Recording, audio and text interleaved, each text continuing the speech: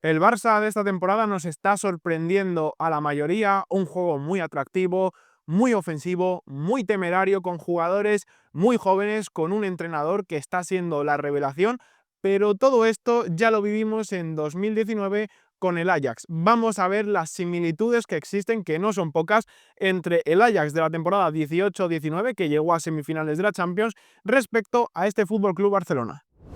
He estado pensando durante todo este tiempo con el Fútbol Club Barcelona, con el boom del Barcelona, con el hype que muchos culés y aficionados tienen sobre el Fútbol Club Barcelona, y he dicho, a mí esto me suena, a mí que un equipo que a priori no estaba en las quinielas y de repente con una plantilla muy joven, con un fútbol muy ofensivo y atractivo, con jugadores con poca experiencia, sin miedo al éxito y a la derrota,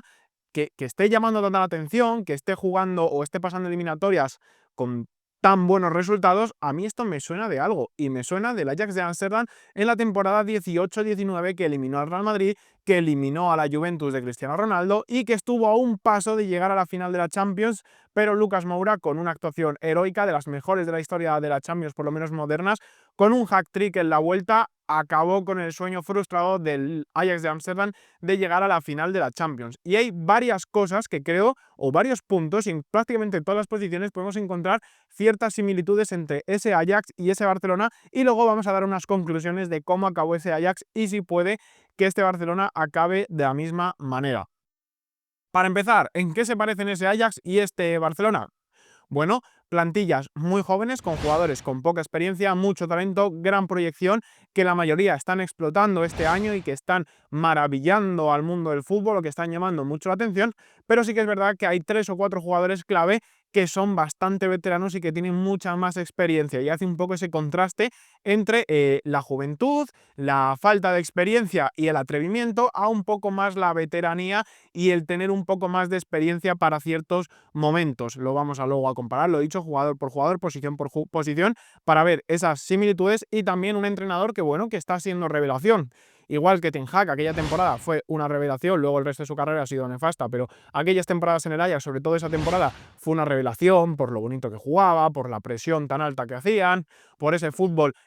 sin miedo, que iban al ataque, al ataque, al ataque, metían un gol, iban a por el segundo, iban a por el tercero, no se encerraban, jugaban con una presión muy adelantada, un fútbol total. La escuela holandesa era algo que llamó mucho la atención y fue la revelación como entrenador Ten Hag en ese momento. Hansi Flick un poco es una carrera de Ten Hag, pero que ha conseguido retomarla. Cuando salió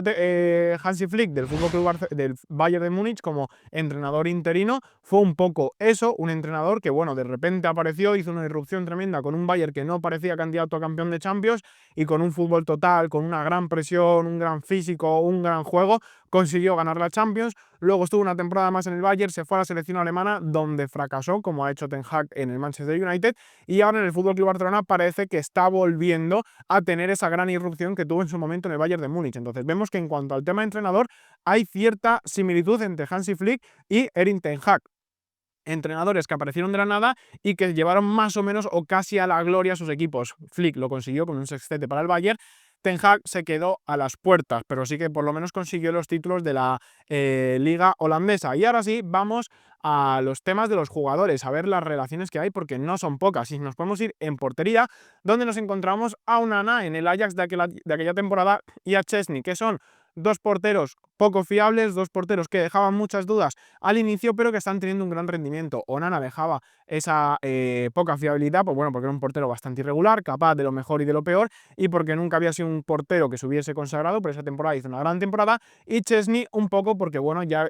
se había jubilado, o sea, era un portero que se había jubilado, a ver cómo vuelve tras la lesión de Ter Stegen. Encima Iñaki Peña ni siquiera es capaz de quitarle el puesto a Iñaki Peña, y una vez ha hecho con el puesto titular, ha sorprendido a muchos que no esperaban este nivel de un portero que, lo dicho, estaba retirado ya del fútbol. Luego nos vamos a ir a los centrales, porque aquí es una de las mayores similitudes. Ambos tienen a lo que muchos consideran la mayor joya en este momento y en ese momento de los defensas, al mayor potencial. En ese caso creo que no había ningún tipo de duda de que era De Ligt, un central dominante, grande, muy defensivo, y encima con una gran salida de balón. Y Cubarsí es un poco un central del mismo estilo, pero creo que no está con esa unanimidad de que sea el central del futuro o el candidato a mejor o potencial mejor central del mundo. Creo que ahora hay más nombres en la ecuación, pero en ese momento creo que el gran nombre era De Ligt, pero es un poco ese central prometedor de la próxima década, esa gran irrupción tan joven, que encima De Ligt era capitán del Ajax con 19 años, una cosa así, pues encontramos ahí que uno de los dos centrales era un central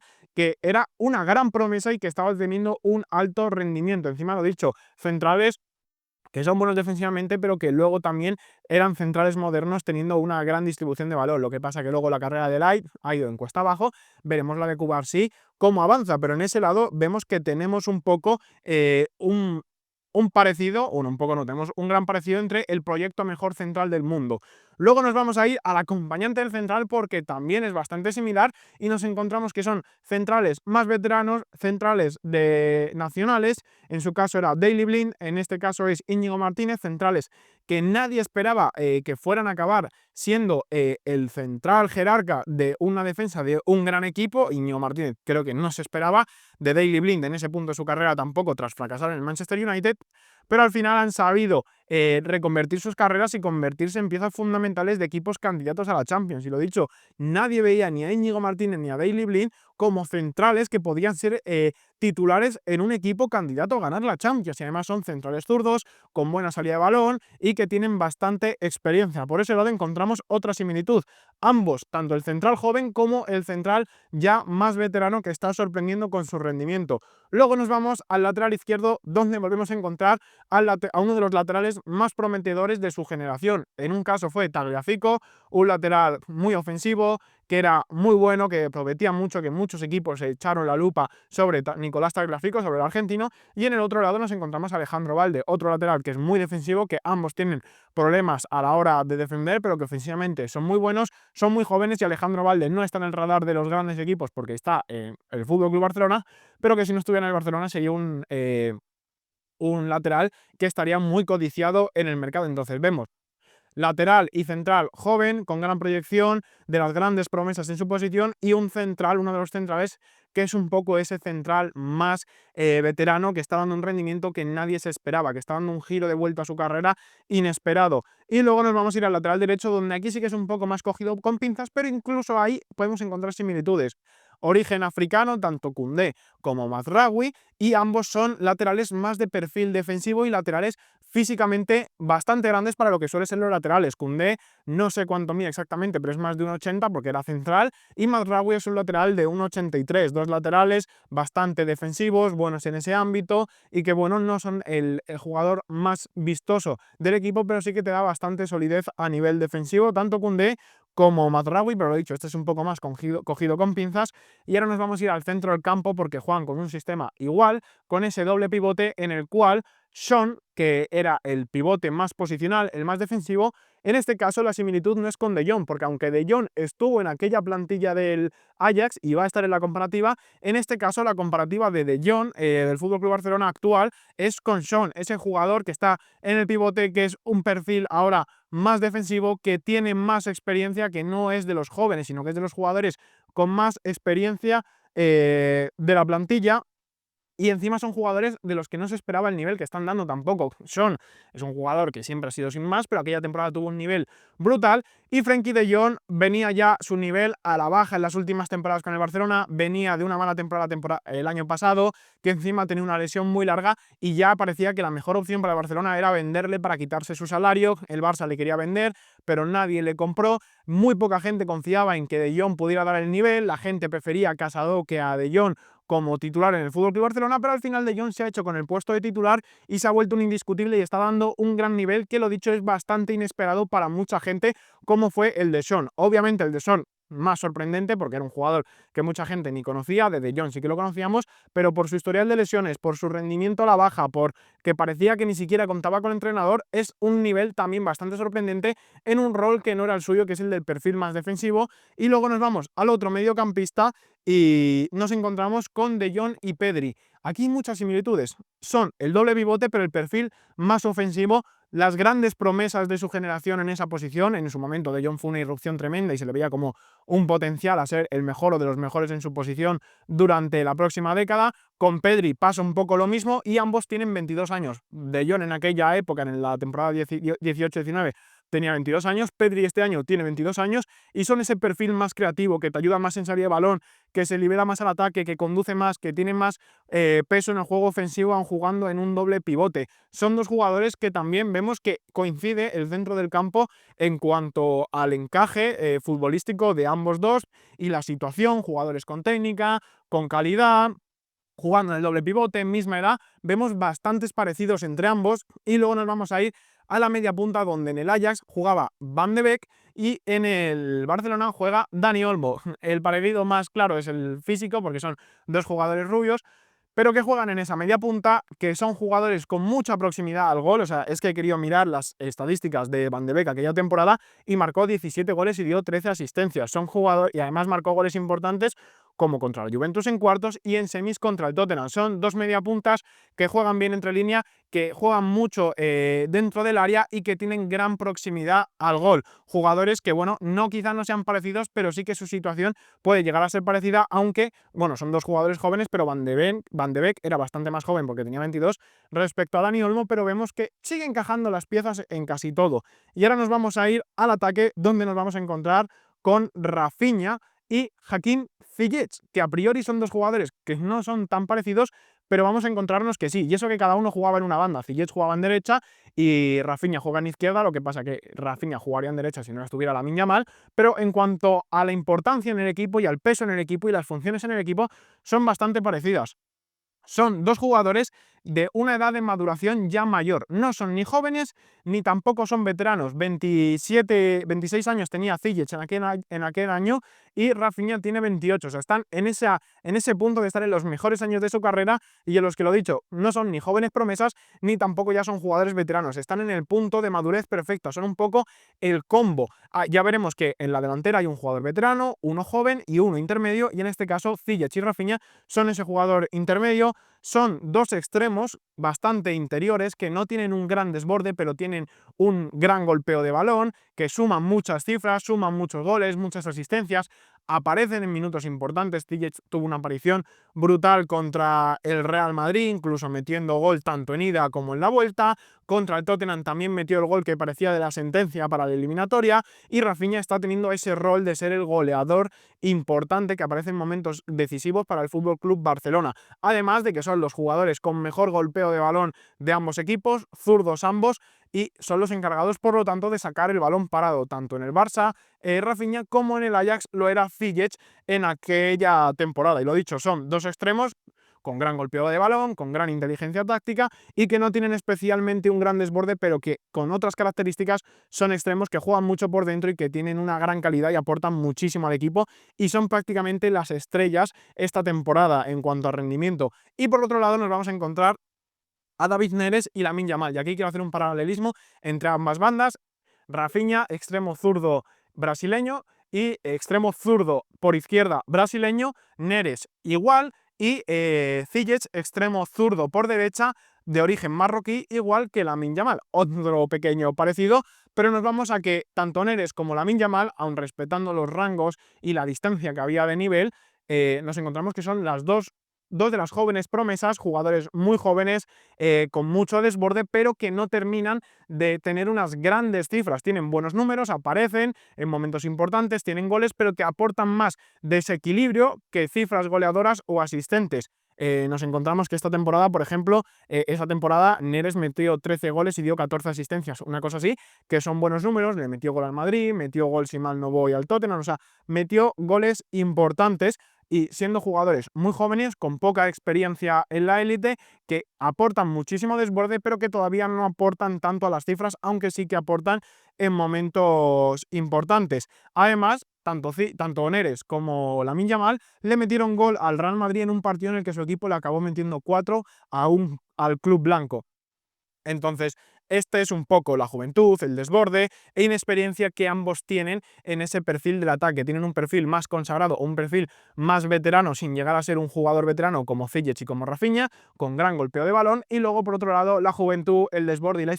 y la inexperiencia por parte de Lamine Yamal y por parte de David Neres. Y nos vamos a ir al último paralelismo, y es el del jugador veterano que siempre o casi siempre aparece en momentos importantes, y es Robert Lewandowski y Dusan Tadic. Tadic y Lewandowski, ya pasada la treintena, ambos en esas temporadas, dos jugadores veteranos que le ofrecen el callo competitivo al equipo que quizá le falta al resto de jóvenes de la plantilla. Ambos venían de temporadas en las cuales ya pensábamos que estaban en el declive de su carrera. Tadic venía del Southampton, de fracasar en la Premier League, y Lewandowski venía de una temporada muy mala la temporada pasada con el FC Barcelona, y ambos están repuntando y apareciendo en partidos importantes. Lo de Tadic aquella temporada fue bestial. O sea, aquí igual que digo, con Lamine Yamal y con Neres hay que guardar las distancias porque Lamine Yamal es bastante mejor y tiene más potencial que Neres. Aquí también creo que Tadic esa temporada era mejor que Lewandowski esa temporada. O sea, lo de Tadic ese año fue una cosa espectacular, además aportando esa veteranía al equipo que le faltaba al resto de la plantilla.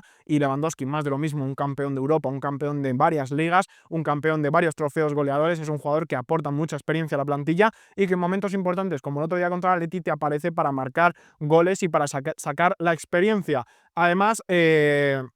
no solo es de los jugadores, que esto es lo que tienen en común ambos, ser veteranos, ser goleadores y estar dando un gran rendimiento, sino que también son dos equipos muy similares, como he comentado al principio. Dos equipos jóvenes, pero con algunos veteranos que te dan esa pizca de madurez que le faltan a algunos jugadores. Pero también hay que tener en cuenta que son dos equipos con un juego muy ofensivo, con una presión muy adelantada, con un entrenador con un estilo de juego bastante moderno e innovador, y que no suelen soltar el pie de acelerador, y eso es algo que quizá le faltó al Ajax. Yo me acuerdo de aquel Ajax que se decía, no, este Ajax es que no le tiene miedo a nadie, le juega de tú a cualquiera, este Ajax sale a morder a cualquiera, da igual el resultado, da igual el equipo, y se dice exactamente lo mismo esta temporada del FC Barcelona. Este Barcelona no le tiene miedo a nadie, juegan igual contra el Leganés que contra el Bayern de Múnich, salen a comerse el campo, son jóvenes que no tienen en mente los fracasos que ha tenido el Barça en Champions y que salen con todo, y es un poco lo que le pasó a este Ajax, que fue su bendición para ganar tanto a Madrid como a Juventus y estar a punto de llegar a la final, como también fue quizás su talón de Aquiles a la hora de no saber aguantar esa ventaja contra el Tottenham de Pochettino. Y aquí viene otro factor que creo que, bueno, puede ser clave en la Champions del FC Barcelona, y es que aquel Ajax perdió en semifinales contra un equipo que venía de un gran proyecto de un entrenador de muchos años, de haber estado rozando los títulos en muchos momentos, pero no conseguir títulos, como era el Tottenham de Pochettino, que tenía centrales consagrados, como Alderweireld, como Vertonghen, portero legendario como Lloris, tenía a dos de los delanteros de moda en aquel momento, como eran Heung-min Son y como eran Harry Kane, una gran dupla que se entendían muy bien, y lo dicho, un equipo de entrenador, un equipo muy bien trabajado con un proyecto de muchos años, que es un poco lo que está pasando con este Inter de Milán, que ya sabéis que yo he dicho varias veces que creo que el Inter va a ganar al Barcelona en Champions. Un proyecto con un entrenador que lleva ya muchos años, que ha hecho un equipo con una gran identidad, que tiene a esos delanteros de moda, o dos de los delanteros de moda como son Turán y como son Lautaro, a defensas con un gran nivel como Bastoni, como Acerbi, como Bisek, a un portero ya legendario también como es Jan Sommer, jugadores de gran calidad, pues como Di Marco, como Varela, como Calhanoglu, un equipo que ya es más veterano y que ya está llegando quizá al final de un ciclo que todavía no ha conseguido levantar la Champions. Llegó a una final, se quedó a las puertas, no la consiguió, aunque este caso sí que consiguió por lo menos ganar alguna que otra liga, cosa que el Tottenham no, pero podrían enfrentarse a un equipo más veterano con un proyecto más largo que lleva ya años rozando la gloria, como es el Inter de Milán y como en aquel momento fue el Tottenham de Pochettino, que aún así se quedó a las puertas, pero eliminó al Ajax, y quizá este Inter puede eliminar también al FC Barcelona. Así que dejadme, ¿os parece similar este Ajax respecto a ese